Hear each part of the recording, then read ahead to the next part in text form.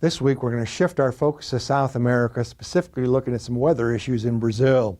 We're also going to take a look at a shaky U.S. corn export market, and we're going to wrap things up with a long-term look at December corn futures.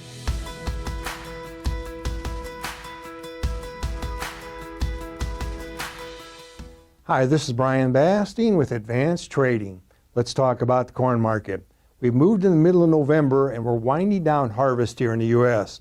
As a result, we're going to shift our focus to South America at this point, specifically this week looking at Brazil. Let's take a look at where that full season corn is produced in Brazil.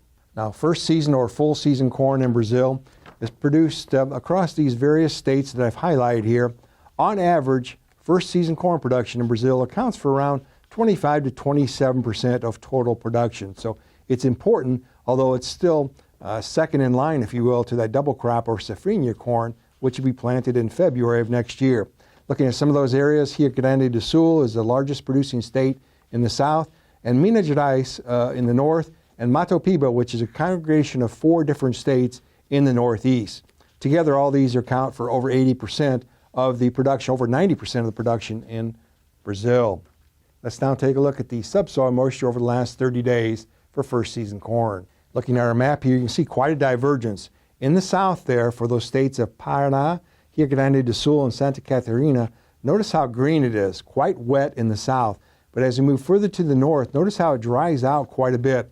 This is what the market is watching at this point, particularly that dryness in the north when we're talking about the lateness of the soybean planting, and that will defer later on to lateness in safrinha corn planting. We'll talk about that more as we get into late November here, and very much so in December and January. Let's now take a look at the short-term weather trends for Brazil. Our slides this week, as usual, are courtesy of T-Storm Weather.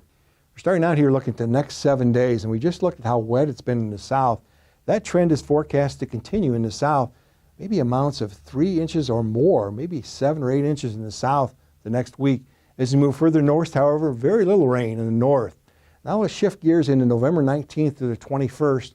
Looking at this weekend and early next week, we're looking at a drier pattern across the south, and as we move further north, at least some scattered rain there, maybe 1 to 2 inches across that area. Now let's extend further into next week, November 23rd to the 27th. That pattern may resume, though, in terms of being wet in the south and drier in the north, so a less than ideal pattern for the full season corn at this point. Let's shift gears now and focus on U.S. corn export trends. Let's take a look at unshipped sales of U.S. corn. Well, we've looked at this slide before, but it bears repeating.